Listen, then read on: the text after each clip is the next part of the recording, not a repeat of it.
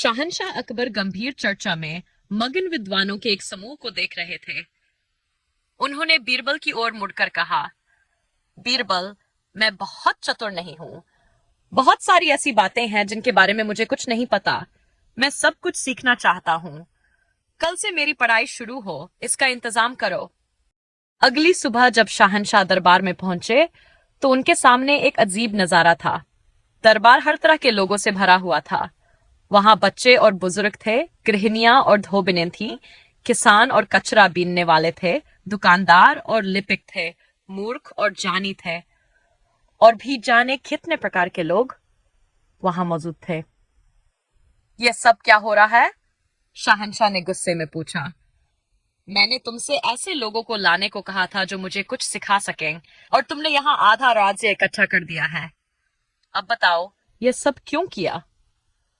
माफ कीजिएगा जहांपना, बीरबल ने विनम्रता से जवाब दिया।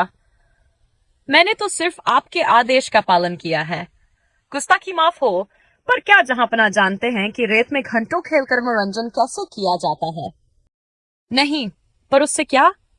शहंशाह अकबर बौखला गए। क्या आप किसी गरीब आदमी की आमदनी में घर चला सकते हैं? या क्या आप जानते हैं कि कपड़ों से दाग कैसे हटाया जाता है? कतई नहीं, शहंशाह अकबर ने जवाब दिया। क्या जहांपना ये जानते हैं कि बुवाई कब करनी है और फसल को पानी कब देना है? या कचरे में से उपयोगी चीजों को कैसे छांटना है? या कहाँ हरे भरे चरागाह है? या हमारी फसलों के बढ़िया दाम कहाँ मिलेंगे? या किसी शब्द को इतनी खूबसूरती से कैसे लिखें कि वह चित्र जैसा लगे? नहीं नहीं नहीं, 1000 बार नहीं। अकबर गुस्से से लाल पीले होकर चिल्लाए। तब जहांपना, बीरबल ने शांति से कहा, इस दरबार में मौजूद हर शख्स आपको कुछ न कुछ सिखा सकता है। हर एक ऐसा कुछ जानता है जो दूसरों को नहीं पता। प्रत्येक के पास कुछ हुनर है, कुछ जान है, दिल या दिमाग की कोई खासियत है। तो सभी शिक्षक भी हैं और विद्यार्थी भी। शहंशाह समझ गए कि बीरबल के कहने का क्या मतलब है।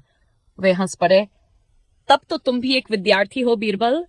मैं तो सोचता था कि तुम्हें कोई कुछ नहीं सिखा सकता। बात इससे उलट है जहांपना। मैं तो हमेशा ही सीखता हूं, बीरबल ने उत्तर दिया। हमेशा ही सीखता हूं, इसका क्या मतलब है? बीरबल भीड़ की ओर बढ़े। एक बूढ़ी महिला का हाथ थामकर उन्हें शहंशाह के सामने ले आए। जहांपना, उन्होंने कहा, ये मेरे पहले और श्रेष्ठ गुरुओं में से एक ही। बूढ़ी महिला ने शहंशाह को सलाम किया और कहा, हुजूर, बुद्धिमान व्यक्ति ये जानते हैं कि सब कुछ सीख लेना संभव नहीं है, लेकिन यह सीखना सभी के लिए जरूरी है कि एक अच्छा इंसान कैसे बना जा सकता है। शहंशाह बूढ़ी महिला के शब्दों की सादगी और गहराई से प्रभावित हुए।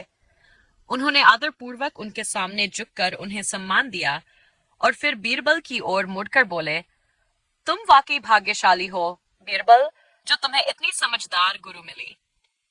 यह बूढ़ी महिला किन किन की प्रतिनिधि हो सकती है?